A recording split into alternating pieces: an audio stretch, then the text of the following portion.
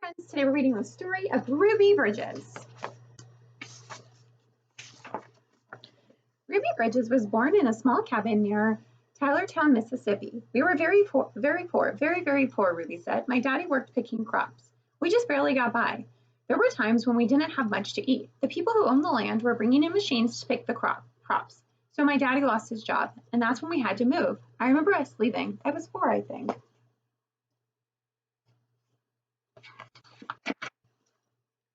In 1957, the family moved to New Orleans. Ruby's father became a janitor. Her mother took care of children during the day. After they were tucked in bed, Ruby's mother went to work scrubbing floors in a bank.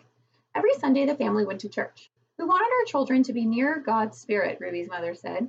We wanted them to start feeling close to Him from the very start.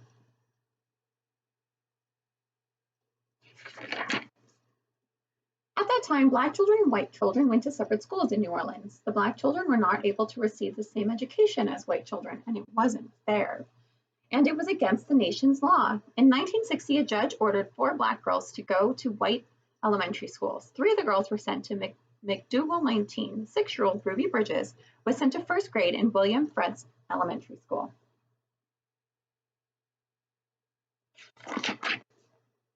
Ruby's parents were proud that their daughter had been chosen to take part in an important event in American history. They went to church. We sat there and we prayed to God, Ruby's mother said, that we'd all be strong and we'd all have courage and we'd get through any trouble. And Ruby would be a good girl and she'd hold her head up high and be a credit to her own people and a credit to all the American people. We prayed long and we prayed hard.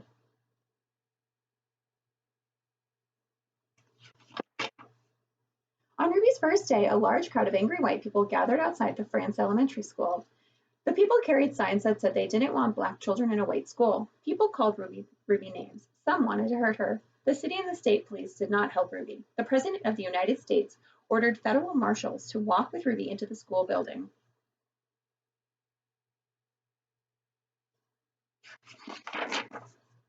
Every day for weeks that turned into months, Ruby experienced that same kind of school day. She walked into Fran's school surrounded by marshals, wearing a clean dress and a bow in her hair and carrying her lunch pail.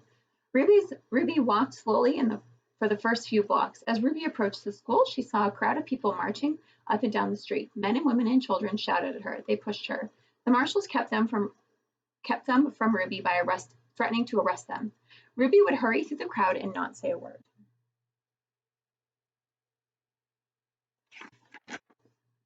The white people in the neighborhood would not send their children to school. When Ruby got inside the building, she was all alone except for her teacher, Mrs. Henry. There were no other children to keep Ruby company, to play with or to learn with, to eat lunch with. But every day, Ruby went into that classroom with a big smile on her face, ready to get down to the business of learning. She was polite and she worked well at her desk, Miss Henry said. She enjoyed her time there. She didn't seem nervous or anxious or irritable or scared. She seemed as normal and relaxed as any child I've ever taught. So Ruby began learning how to read and write in an empty classroom in an empty building.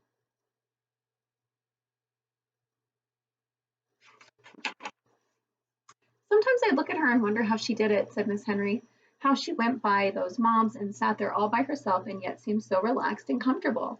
Miss Henry would question Ruby in order to find out if a girl was really nervous and afraid, even though she seemed so calm and confident.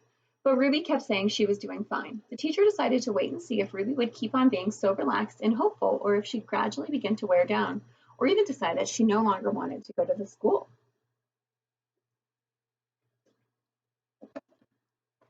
Then one morning, something happened. Miss Henry stood by a window in her classroom as she usually did, watching Ruby walk towards the school. Suddenly, Ruby stopped right in front of the mob of howling and screaming people. She stood there facing those men and women. She seemed to be talking to them.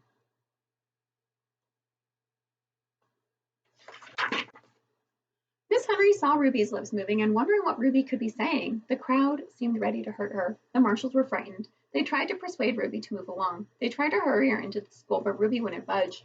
Then Ruby stopped talking and walked into the school.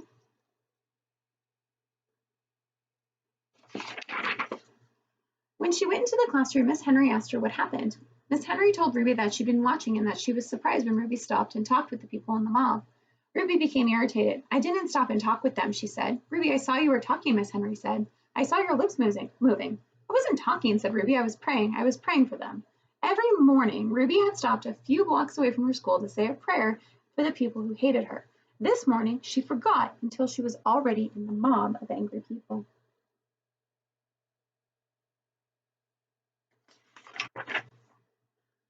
When school was over for the day, Ruby hurried through the mob as usual. After she walked a few blocks and the crowd was behind her, Ruby said the prayer she repeated twice a day, before and after school. Please God, try to forgive those people.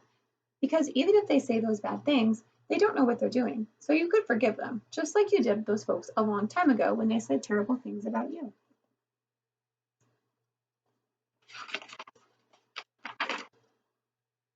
More information about Ruby Bridges. This is called an afterword. It's about the end of the story. Later that year, two white boys joined Ruby at France Elementary School. Their parents were tired of seeing the boys get into mischief around the house when they could have been in school learning.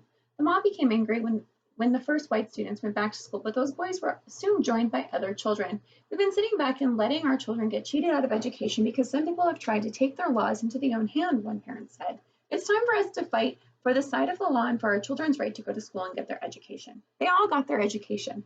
Ruby and a growing number of boys and girls who went to the school with her. By the time Ruby was in second grade, the mobs had given up their struggle to scare Ruby and defeated the federal judge's order that New Orleans school were to be desegregated so that all children of all races might be in the same classroom. So we talked about segregation. Students were segregated. Desegregation means they're no longer segregated. So they're all in the same classroom now. Okay. Year after that, Ruby went to France school. She graduated and went on to high school. Ruby Bridges is now married to a building contractor and has 4 sons. Now a successful businesswoman, she has created the Ruby Bridges Educational Foundation.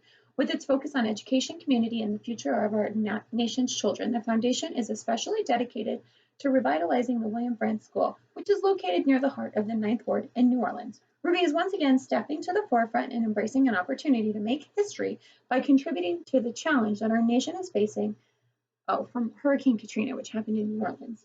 There is also a special exhibit featuring Ruby's story at the Children's Museum in Indianapolis, Indiana, called The Power of Children Making a Difference. So even children can make a difference.